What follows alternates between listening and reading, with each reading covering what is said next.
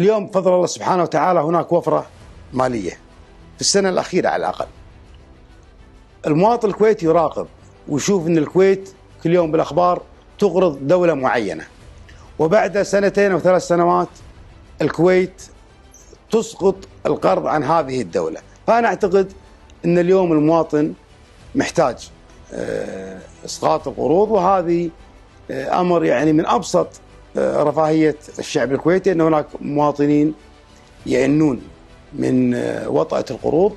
أنا أعتقد في ظل وجود الوفرة المالية يجب أن يكون هناك على الأقل يعني أنك تعامل أو نتعامل مع الشعب الكويتي كما نتعامل مع الدول الأخرى اللي تقرضها الكويت وبعد فترة تسقط القروض عنها.